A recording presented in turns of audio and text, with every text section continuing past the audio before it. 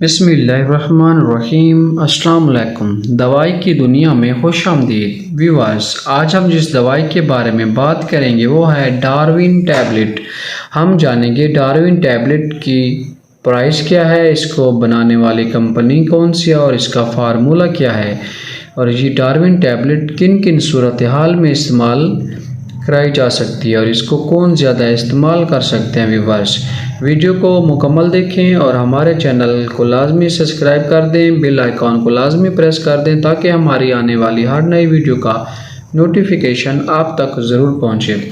Viewers, Darwin tablet को बनाने वाली कंपनी है फार्माटेक प्राइवेट लिमिटेड। व्यूअर्स, ये पाकिस्तान समेत दुनिया भर में बहुत ज़्यादा इस्तेमाल की जाती है। व्यूअर्स, डार्विन टैबलेट का फार्मूला जो है वो है ट्रामेटाबोल HCl plus paracetamol. Viewers, Darwin tablet हर किस्म के दर्द के लिए इस्तेमाल की जाती है। पट्टों के दर्द के लिए, सर दर्द के लिए, मोच दर्द के लिए, जिस्मानी दर्द के लिए, हड्डियों के दर्द के लिए, और इसके अलावा ये नींद के लिए भी इस्तेमाल कराई जाती है। व्यूअर्स, डार्विन टैबलेट को इसलिए इस्तेमाल करते हैं, ये बंदे को रिलैक्स कर देती है और इस बंदे के जिस्म का जिस्मानी दर्द यानी पेन दूर हो जाते हैं और बंदे को पुरसकून नींद भी आ जाती है। व्यूअर्स, इसकी अमूमी खुराक 1 से 2 टैबलेट दिन में 2 दफ़ा इस्तेमाल कराई जा सकती हैं या अपने डॉक्टर की हिदायत के मुताबिक इस्तेमाल करें, और तमाम दवाएं बच्चों के पहुंच से दूर रखें। व्यूअर्स, अगर इसकी प्राइस के बारे में बात करते हैं तो ये 160 रुपये की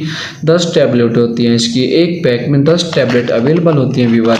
व्यूअर्स, डार्विन टैबलेट नींद के लिए भी इस्तेमाल कराई जा सकती है। ये दर्द के साथ साथ नींद आवर भी है। ये व्यूअर्स, इस टैबलेट में बहुत ज़्यादा गनुदगी पाई गई है। व्यूअर्स, इसको इस्तेमाल करते वक्त एहतियात करें और इस्तेमाल करने के बाद मशीनरी या ड्राइविंग वगैरह नहीं कर सकते। मशीनरी का इस्तेमाल तो कर दें इसको इस्तेमाल करते वक्त। व्यूअर्स, ये वीडियो अगर आपको पसंद आई है और इन्फॉर्मेटिव लगी है तो हमारे चैनल दवाई की दुनिया को लाजमी सब्सक्राइब कर दें, वीडियो को लाइक कर दें और बेल आइकॉन को लाजमी प्रेस कर दें। व्यूअर्स, हम आपके प्यार के तलबगार हैं। व्यूअर्स, हमें अपनी दुआओं में याद रखिएगा।